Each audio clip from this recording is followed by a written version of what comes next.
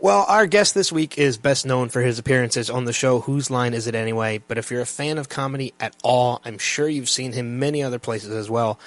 TV, video games, movies, podcasts. He's done a bit of it all. Pretty soon, a book. After all, he is the smartest man in the world. Please welcome to the podcast, Mr. Greg Proops. Greg, thanks for spending some time with us. Hello, Adam. Hello, Ben. Hello, Philadelphia. Speaking of Philadelphia, so I know you're out in California right now. I am. And you're going to be coming out to Philly this coming weekend. I hope you're prepared to dress warmly. Oh, my God. I'm not ready for it at all. I'm so not ready for it. I'm scared to death. I mean, we had... yesterday we got lucky. We had probably like a good 40, 45-degree day. And to us... put shorts on, yeah. I drove around with my windows down. Like, that's how nice it seemed. Really? Yeah. But it's not supposed to be cold this week, huh? Well, I think we're supposed to go down into, like, negative... I think below zero overnight again tonight. Yeah, -5. I hate weather. I really do, you guys. I've been to Philly when it was rainy. Like, I was there last year in the rain, and, you know... And I've been there in the summer when it was boiling hot and you just want to die. But, yeah, I'm not ready for it. I was in Vancouver over the weekend, and I was standing outside, and it was too cold for me there. And it wasn't that cold. So I don't know what I'm going to do. I think just cry. I would hate to break it to you, but I don't think it's getting above freezing while you're here. I know. Sorry. I mean, I have long underwear, and I will wear it on stage. That's the person I am. I've done it before, and I'll do it again.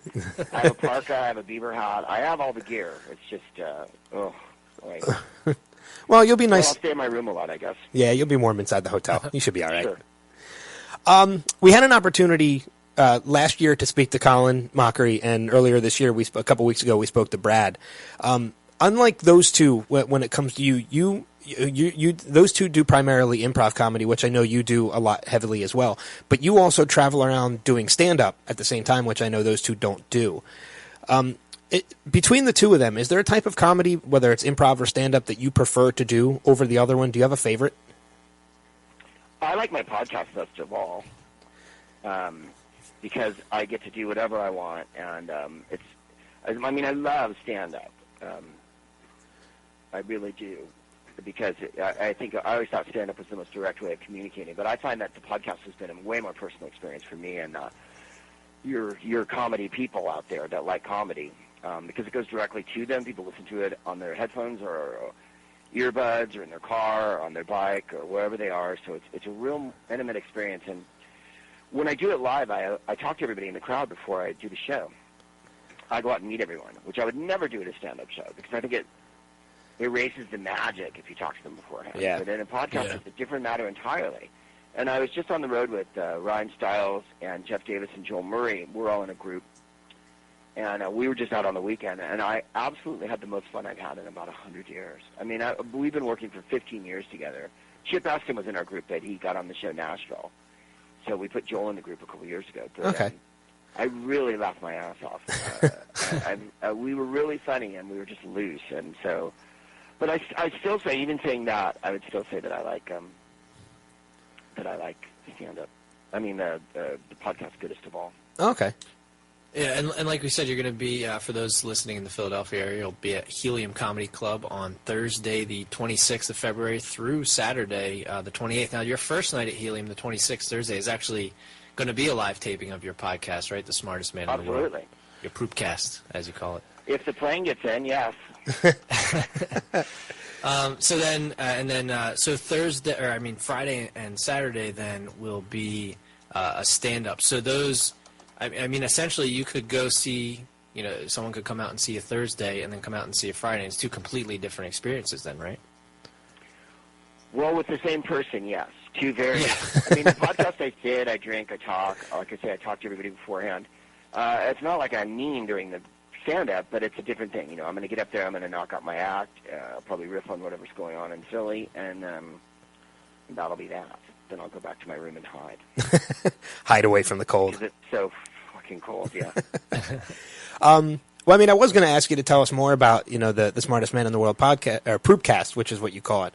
But, you seem to do a good description of it already. Like, as you said, you'll sit on stage, you'll talk to the people. Do you ever call people from the audience up to join you as part of the podcast?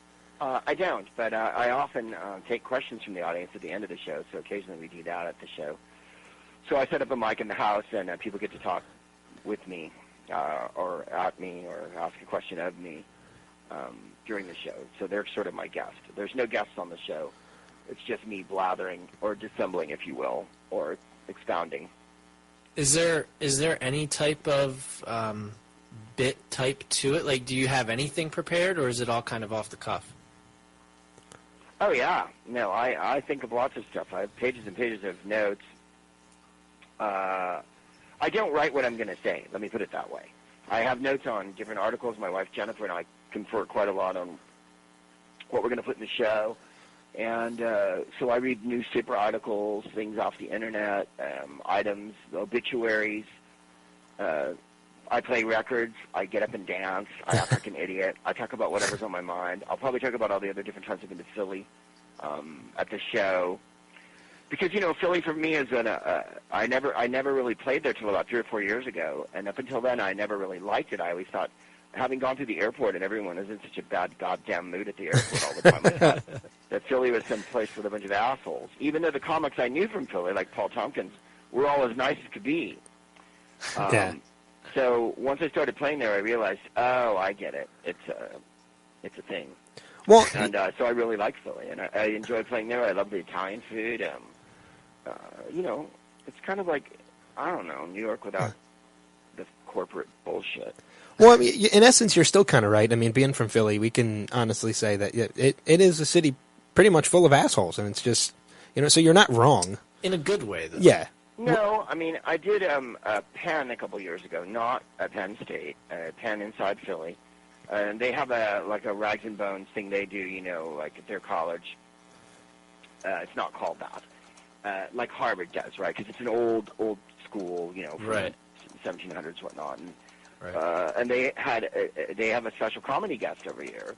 So I went and I did the show with them, and I had to learn the sketches on the day, and then I did stand-up at the show, and it was all these guys, kids, all these different college kids in their groups and whatnot. Now they, of course, allow women to be in it. And then I went over to some frat house afterward and got drunk with everybody. And they said, nobody ever does that. And I'm like, why? This was the whole thing to me. I mean, I could give a shit about the show as much as, and of course I hadn't been to a frat house in 100 years. And then they started playing really awful music that I hated because I'm too old for it. And then next thing I know, people were upside down drinking out of Solo cups and shit. And that's when I left because I didn't want to be the chaperone at that point. I've been out of college for almost, actually for over 10 years now. I didn't want to age myself, but I remember doing the same thing. We always invited the comics to come back to the frat house, and nobody ever did it. So just to hear the fact that you actually did it, I mean, that's awesome. Oh, no, I smoked weed. I stayed for a couple of hours. I mean, I didn't close the place because I didn't want to be embarrassed that anyone would ask me for a loan or something. No, it was really fun. But I thought all the people I did it with were such, enthusiastic and intelligent and organized, Yeah. I mean, I was a teenage drama student, so I know the deal. I would have loved it if a comic had come and, partied with us. Yeah. Philly would have had to I thought it was part of the job, quite frankly. I was told that, they had some other comic a couple years ago. He was like a star off another show, and he didn't go, and he was very huffy, and he wanted his car right after, and I thought, oh. I went and ate dinner with them before, and I went out with them after, because I'm so cool. Either that or I have no social life. But that was a very nice night in Philly, because the weather was really nice, too, I was going to say, I had to make a good impression on you because, we're looking at your schedule, and we looked at it a little bit earlier. You're out, like we said, you're out West Coast right now. You come to Philly for a few days, and then you go back out West Coast and then take kind of a break. I guess Whose Line's probably coming up, taping for the next season of that, right? Is that why you're taking a break in March? January, and then we tape again in somewhere in March.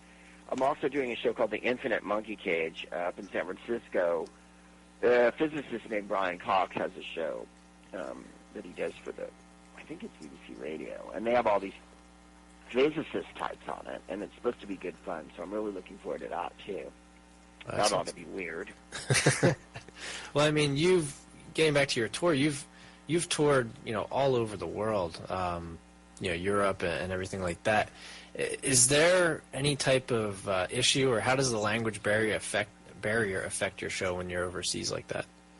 No, because everyone who comes can speak English. I mean, I think the biggest obstacle last year probably was we played Antwerp, and it went very well.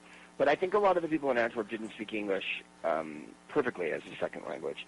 Whereas when we played Finland and Stockholm in Sweden, everyone, the Swedes and the Finns just speak tremendous English. I mean, when you do it in Paris or Amsterdam, there's loads of expats, so there's tons of English people, Scottish people, maybe a few Irish, Canadians kicking around, and always some Americans. There's 50,000 Americans in Paris, so you're always going to get some people from home. But I was chuffed that last time we played Paris, there was, I would say, half a dozen or more Parisians there. Wow. Who just spoke English really well, and they wanted to hear the comedy. But then there's a big English-speaking comedy scene in Paris, so no, not really. It's not like they sit there wondering what I'm talking about or anything like that. I think that happens more at stand-up shows.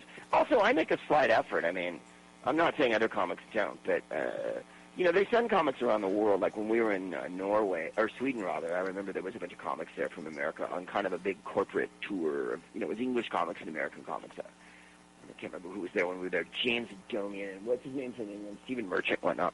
Oh, okay. That's awesome. And Americans can be a little parochial and provincial, and they go places and they're like, God, it's really weird here. You eat different food, and you talk different. It's like, and don't be an idiot. You know what I mean? So I really make an effort to kind of know something about where I'm going, or at least have a day or two to study when I get there. At least go out to dinner and hang around and go to a bar and get drunk and meet some people. So that I'm not just blowing it out my ass when I get up on stage or talking about. To me, the biggest crime is to get on stage and talk about Hollywood. You know what I mean? Yeah. Yeah. Because no one really gives a shit. Yeah. Unless you're in Hollywood. Well, yeah, in Hollywood, of course. I do nothing but show business. And on the podcast I can and all that jazz. But I get in Philly and talk about Hollywood, unless it's going to be excoriating Hollywood. No one gives a crap about gossip and shit like that. And show business means so little to people outside of show business world. And I think a lot of comics get caught up in it when they're here. And They go on the road and, they want to talk about themselves and their auditions and their Hollywood and show business. And you're like in another world, man. And they want to hear about America. For better or worse, you're a representative of where you're from. Yeah. So I try to keep that in mind. I mean, I don't take it that seriously. I mean, I don't fucking study to see who every prime minister was, but I make a point of knowing where I am, and not just. I used to see when I lived in London, I would see American comics get up at English clubs, and there was always lots of American comics coming over. And there was the serious ones like Dave Fulton or Rich Hall or Arj Barker, whatnot, Scott Capurro, who all have careers in England because they made a point of, living there and learning about it. But then guys would come over and they'd be a New York comic and they get up and they go, "Hey, London, what the fuck?" And the English crowd would be like, "Fuck you."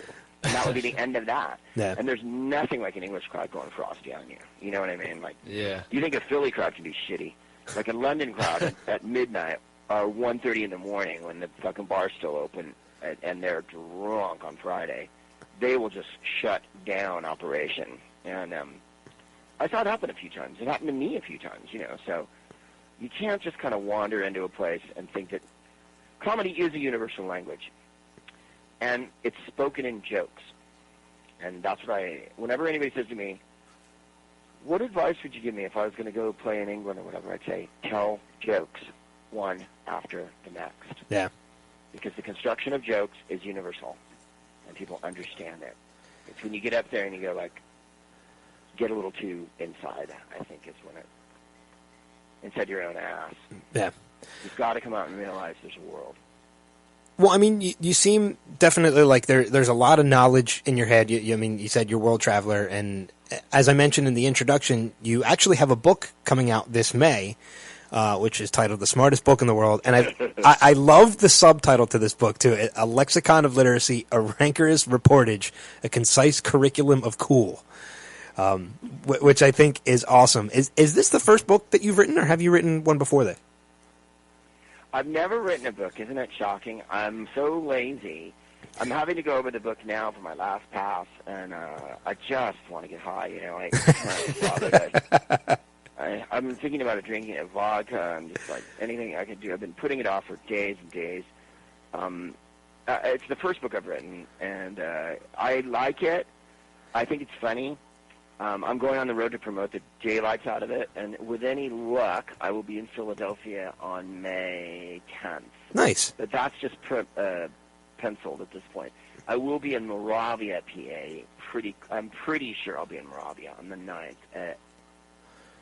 There's a bookstore out there that's a big, famous one. Oh, that's cool.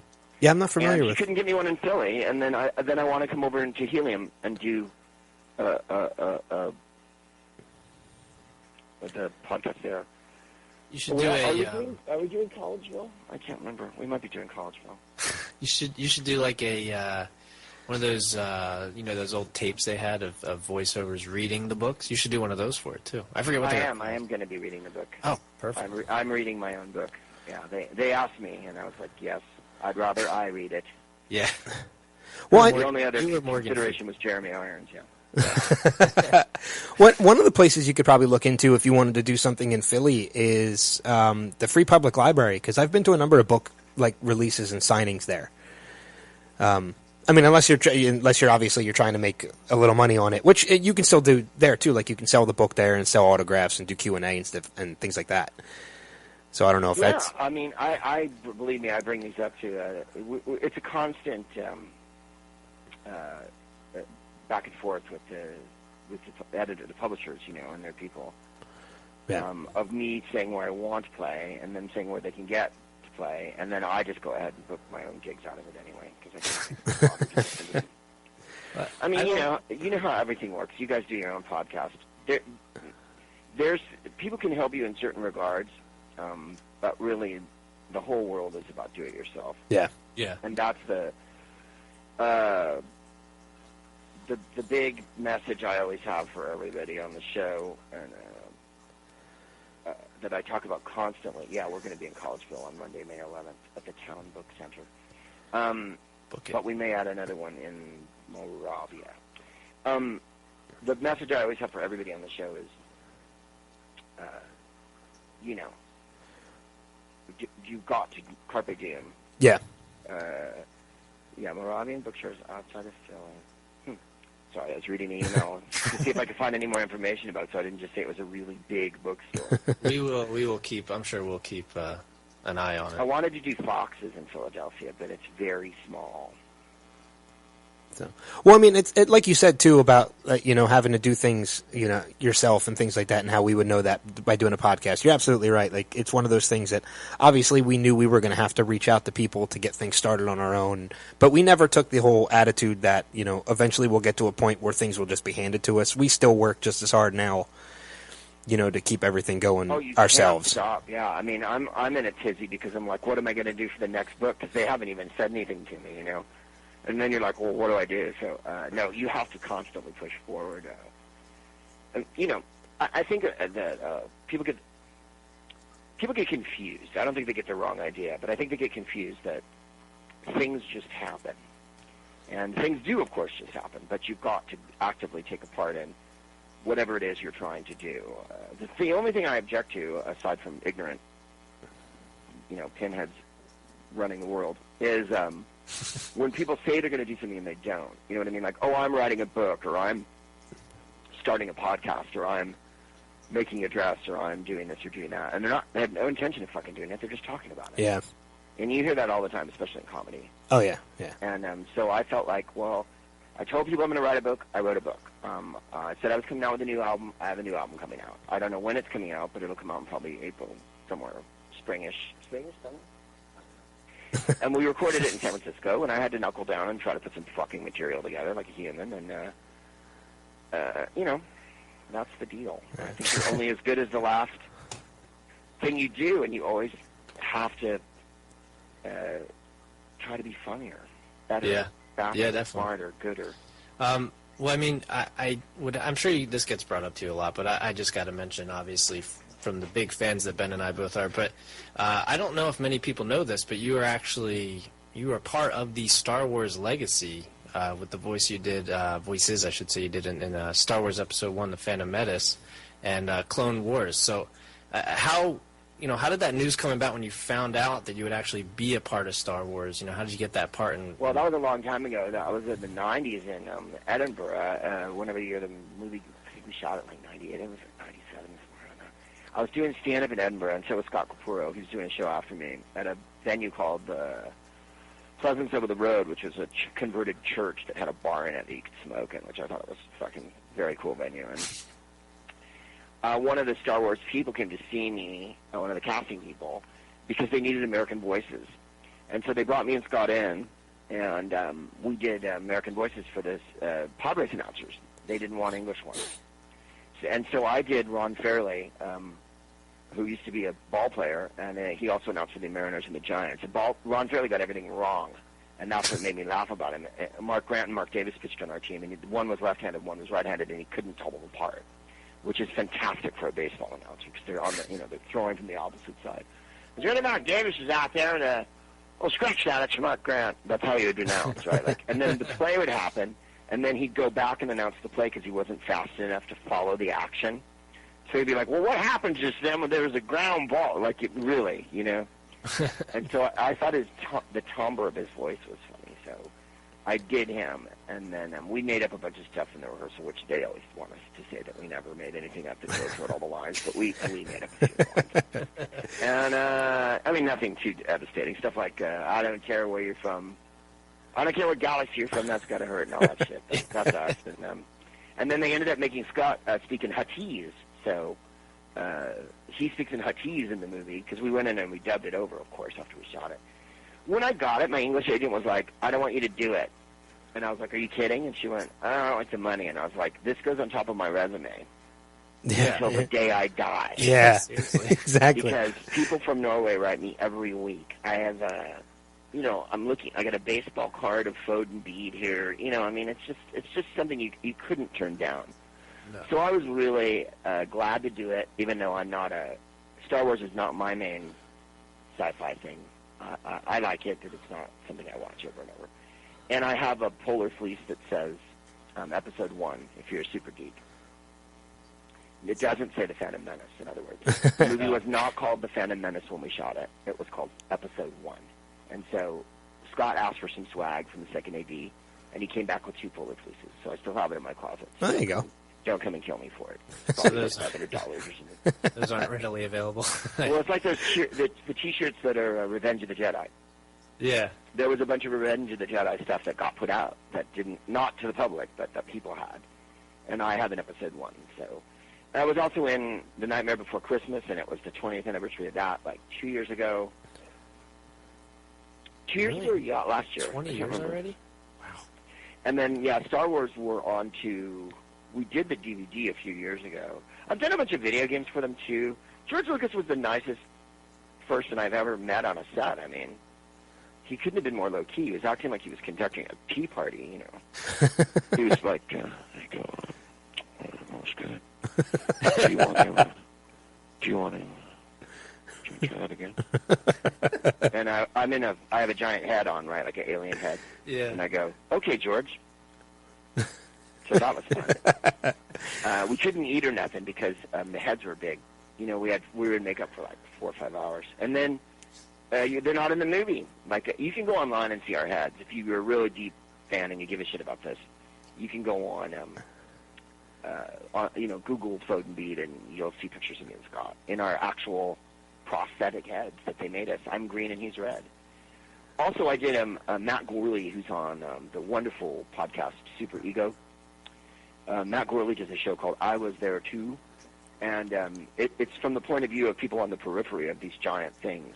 And so he interviewed me about being in the Star Wars legacy, as you call it, because I'm not in the center of it, but I was in it. Mm-hmm.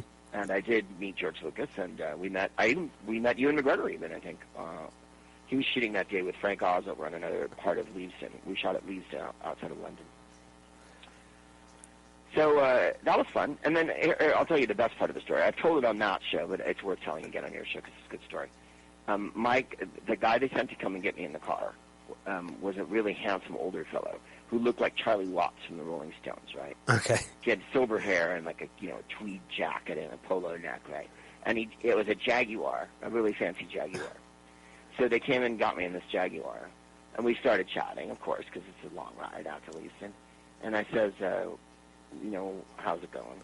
And he goes, one, I'm really glad I'm not on Eyes Wide Shut. They were shooting Eyes Wide Shut at the time. He goes, I have friends who've been working on that picture for 2 fucking years, right? Kubrick just never stopped shooting it, right? Right. And then he goes, I drove Harrison Ford on Raiders of the Lost Ark 3. And I said, what was that like? And he said, Harrison smoked a joint on the way to the set every day. At first call, you guys, first call. We're talking 6 in the morning, right? So he would fetch Harrison from the Savoy Hotel on the Strand in London and drive him out to the set. And he said, one day Harrison Ford gets in the car with a saucepan. And he goes, Harrison, what are you doing? And he says, I ran out of rolling papers. And my room has a kitchenette, so I've heated up the dope in the saucepan, you see. And he opens up the saucepan lid, and dope smoke fills up the Jaguar. And he said he pulled up and he had to roll all the windows down, and that Harrison Ford was sticking his head in the saucepan, snorting weed on the way to the set of Raiders of the Lost Ark. Oh, that is awesome. Yeah, so that one I thought was a pretty greedy story to hear. And then we shot it. We got the polar fleeces. We came back to. I was living in Hampstead at the time in London, and my wife, and we ordered Chinese food. And we drank a bottle of wine, and we high-fived because we were in Star Wars, which we were calling Star Wars at the time. That's cool, though. That's I mean, that's just to be a part of that. That's pretty cool. Oh my God, you're kidding! I mean, it's amazing. I mean, people, some of the people who like it are not people I would touch on a general basis, but they're often sticky. But it is an amazing thing to be a part of, and Nightmare too, because Nightmare was such a coincidence, and I really didn't think that anyone would give a shit. You know what I mean? Yeah. I thought it was just another. I mean, I thought it was cool. Don't get me wrong. I thought it looked cool and everything, but I didn't think at the time that it would be part of, if you go to Disneyland, the Haunted Mansion is basically like the Nightmare. You know what I mean? Yeah. They really turned it into this giant thing, and so I'm very, very happy that I was in that. Yeah, that's pretty great. I mean, and that's become almost like a classic as well now too. Well, it was like a yearly, one of those annual Christmas things, and who would have fucking thunk it, Yeah. I mean, you go to an audition, you just try to do something, and that one was fun, though, because they gave us the opening song, the This Is Halloween song that Danny Elfman wrote. And they gave us this is how long ago it was, you guys. You guys are going to think I'm 100. They gave it to us on a cassette. Well. And I went home and I learned it on my cassette recorder, and then I came back. And I was first because I had to go to L.A. for something, and they had the audition in San Francisco for no reason. And I said, can I go first, because I got to get a plane. So they put me up at 10 in the morning. But I'd memorized the fucking song, and I sang it as a bunch of different monsters, and I got it. So Nice. Yeah. And I was Bob the Builder, too. But you have a 2-year-old, is it? I don't have any kids. He's 2 months old. 2 months? Oh, well, they're not old enough for Bob the Builder. But in 2 years' time, they will be. So. Well, I know we don't want to keep you that much longer, because I know you've already given us plenty of time, to talk to you tonight. I'm enjoying myself. You guys are nice. Thank you. Are you stand-up comics? We're not stand-up comics. I've attempted it. I have a friend who does stand-up on a regular basis. He's been doing it. I've been following him, and I've known him probably since I was a freshman in college in '98, so probably going on 17 years now. And I've actually opened for him twice. Because there was a point in time when I did want to give it a shot, and he gave me an opportunity, and I didn't bomb, but I really only did maybe 4 or 5 minutes, which to me felt like an eternity, having never done it before. Right. But I'm just a huge stand-up fan. I love that's nice. Stand-up comedy. I love reading. I can't wait to read your book when it comes out in May. You'll see me in line at your book signing, whether it's in Collegeville or you get one in Philly. I'll be there because, well, thank you. I love reading it. I'm really hoping to go to both your podcast taping this weekend at Helium and one of your shows. So they will be different. I won't do the same material. So for the people, when does this show drop, fellas? This will actually be up tomorrow. Yeah, this will be up by tomorrow great. morning. Yeah. So well, if you put me in a tweet and I'll retweet it. Awesome.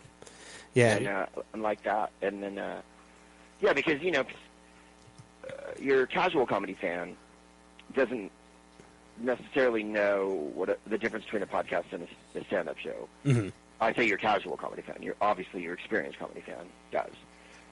But some people come to a show and they're like, you see notes on the internet. I don't know why he sat down the whole time at the table. in front of a microphone. Like, I don't know. They didn't get it at all, or well, he just talked about politics and shit. I thought it was going to be, and you think, okay, fuck you, don't even come. Yeah. But most people that come are really, really, really involved in it, and it's a real exchange. People give me presents. We talk. I think you'll like it. I think it's a real event. Well, I'll be sure to introduce myself. Baby. Yeah, I'll be sure to introduce myself to you if I ever, if I get the chance. Please do, young Dan. And when we talk to you, just to wrap up everything too before we let you go, we're going to be recapping the Oscars once we're done talking to you as part of this podcast as well. I don't know if you had an opportunity to watch them at all. I did. This weekend. Did you have a favorite movie out of the 8 that you would have preferred to win if it wasn't Birdman? Because Birdman did win Best Picture. No, I didn't really give a shit. I really loved Grand Budapest Hotel. I thought it was charming. Mm-hmm. It took home a lot I of thought the awards. obvious Best Picture would have been Selma, and the fact that it got scooched over, that the lead actor got scooched over, that the director got scooched over, just really says everything about how Hollywood works, and the innate sexism and racism that just carries on. I thought that the show was a terrible show. It looked like it was put on in the 8th grade. I thought the writing for Neil Patrick was abysmal. None of the jokes landed. But I thought a lot of the stuff that the people said that got up. Patricia Arquette, Mr. Moore, who wrote the screenplay to, I've just forgotten Imitation the name. Game. To the Imitation Game, yeah. The Imitation Game. I was going to call it the Innuation Game. What John Legend said, there were so many issues got covered. ALS and Alzheimer's, racism. And suicide and sexism, suicide, being... J.K. Simmons with Call Your Parents, Call Your Don't Mom. Text Them. Right. Filial devotion, being gay. And I think that's the best thing that can come out of these kind of shows. Like, I don't know if you watched the Golden Globes, but the Golden Globes was a fucking hootenanny of agendas. And I think that's the best thing about it. It's very important that people who live in what they like to think of as real America see that gay people are married and are productive members of society, that women have a voice, those kind of things. Because all the other things are true, too. Stars are shallow as fuck, and, really it is about the shoes and the clothes, you know what I mean? And Hollywood celebrating itself is so annoying. They'll say things like, it's Hollywood's biggest night, and you're like, no, it's not. It's a frat party for a bunch of fucking insiders who are the, most popular kids at school. Yeah. And that's why they make the people who make the foreign documentaries sit in the fucking rafters. Yeah, on the balcony. And, also, my other biggest complaint about last night, other than the jokes were terrible, was that Harry Belafonte was given the Gene Herschel Humanitarian Award, which they used to do on the air. Yeah. And I don't know why they quit doing it, but he was on a little taped crappy package. And if there's one person that America needs to see this year, in a year when Eric Garner, Ferguson, when the issue of civil rights is at the very forefront of everybody's mind, and police brutality, all the things, is Harry Belafonte. He marched with Dr. King. He was at all these things with Martin Luther King. You know what I mean? Like, to give him a crappy taped package really fucked me off. And then, I'll go even further. Joan Rivers and Robin Williams, I knew them. I wasn't best buddies with them, but I did work with them. Robin I knew for 20 years from San Francisco, maybe more. Joan, I did the red carpet with her in 96 and 97, and Melissa. And I did all the shows with her. And she was a rare individual, and a exceedingly sensitive, intelligent, giving, wonderful person. And for them to fucking not show her picture. Yeah, no, I agree with you. She invented the red carpet, man. Yeah, I agree with you on that completely. Like, one of our other hosts, who's not with us this evening, he had something come up. He had mentioned it too, that he had brought up that Joan Rivers was snubbed from the In Memoriam, and it's one of those things that even if just for the red carpet alone, she deserved to be part of Right. that. I mean, she wrote a movie and she directed a movie and she was in several movies and she did voiceover in a few movies. So that's not a movie career per se. The fact that okay, let me put it this way. When I was a kid, there was no 4 hours lead up to the Oscars. The Oscars started and then it was over. Yeah. And I'm talking about into the 70s and 80s, man. When she got a hold of it, it became an all-day affair. Right. And they need to get down on their fucking knees and thank her for making it that sexy and that glamorous. Yeah. Yeah, I mean, she was the red carpet for the Oh, Oscars. my God. She invented Who Are You Wearing? Yeah. I mean, like, there's just no... Isn't there the reason why we have fucking Khloe Kardashian trotting around out there and Juliana and the Manny Cam and all that crap? It's because of Joan. Yeah. And for them to not acknowledge that was just disgusting. Well, not only that, but I know they had mentioned, too, that on the red carpet, they were trying to get away from the whole Who Are You Wearing this year. Right. In the pre-show, which I think is another disrespect towards Joan. Yeah. I mean... Well, I mean, the tack on it was, what was it, there's Other Things Matter and all that, and I forget who started it, Reese Witherspoon or whatever. Ask me about my life, my children, my work. Yeah. I understand that. However, we're at an event where you've dieted furiously, you've been spray tanned, you've had your eyes glued on, and you're wearing a gown. Yeah. Let's talk about that for a second, shall we? Yeah. I mean, I get their point. Their point is men never get asked about their looks and what they're wearing. It's not an issue for men. Men can look like Jack Nicholson and still get front room pussy. But if a woman looks like Jack Nicholson, everyone goes, oh, she's old and fat. Yeah. So, I mean, I get that. But I agree with you, I think.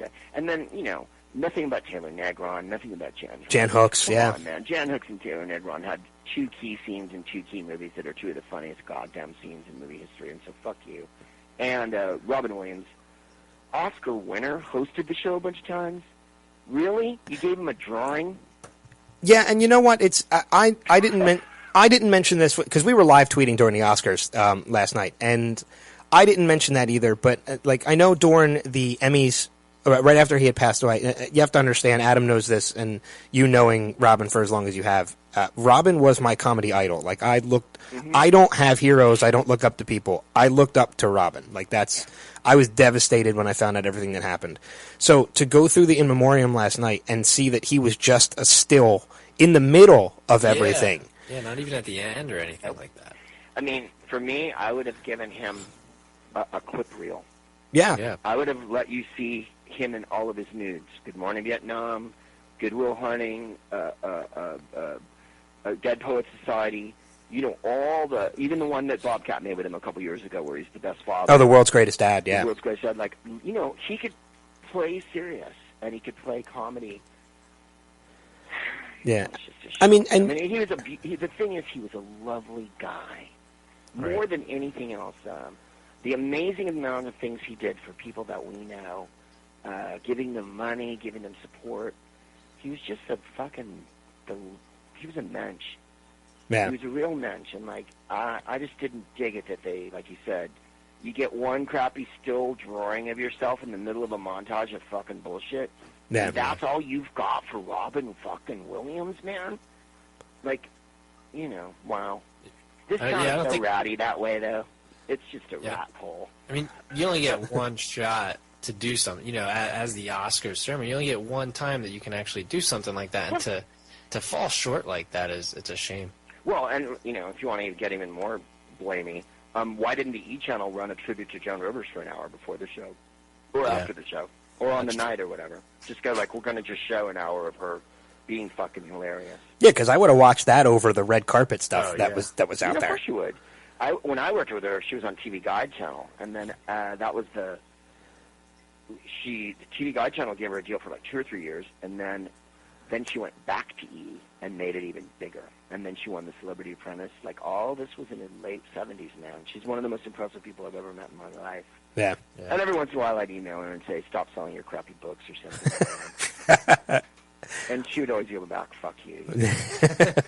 So she was hilarious, She was the real... I don't think that any comic that ever met her or dealt with her wouldn't tell you that she was the real deal, from Louis C.K. to Jen Kirkman to Sarah Silverman to whoever you can think of, Kathy Griffin. She was...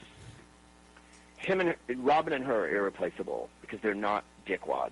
Yeah. Right. There's plenty of comics who can do without, and they weren't. They actually... And, I'm an improviser. Robin. Robin can improvise like nobody's fucking business. Well, I mean, he did an episode of Whose Line with you guys, too. He did. I wasn't on that one, sadly, but I have done improv with him, and, you can't even begin to describe me.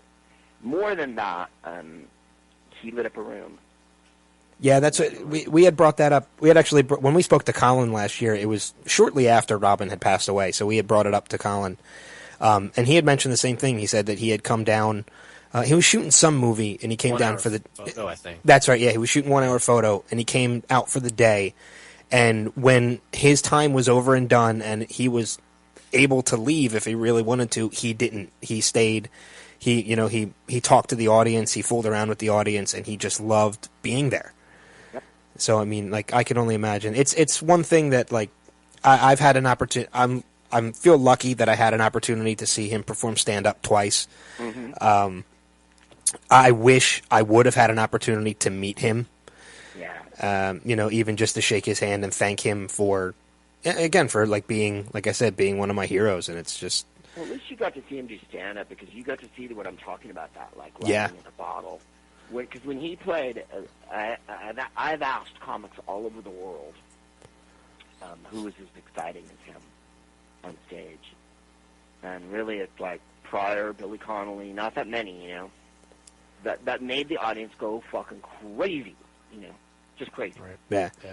Yeah. I know, on a side note, speaking of the comedy and everything, too, and not to go on off on another tangent, but I just had an opportunity last week or 2 weeks ago, I saw another friend of yours perform, who is another one of my comedy idols. I got to see Craig perform. He performed at the Merriam here in Philly. Fergie? Yeah. Oh, what a nice guy. And let me tell you, I was wiping tears from my eyes from laughing so hard at his show. It's just, he was hysterical. He's a great guy and a real true gentleman. No one who ever had a TV show in L.A. treated me with more respect than Craig Ferguson. Yeah, because you've done... That's from the heart. I mean, I probably met him in 92, 93, and he moved to L.A., and then when he got the talk show, he put me on all the fucking time. I did it last year. Yeah. Yeah, I think in June, right? Yeah, I did it last year, and, like, I didn't have to do stand-up anymore. He didn't make me do stand-up, I just paneled. I'm like, that was his doing. You know what I mean? Yeah, that's not the network. That's not CBS going, we love Greg Proops. That's Greg Ferguson making that happen. So, just so your listeners know, there are people out there who are beautiful. Yeah.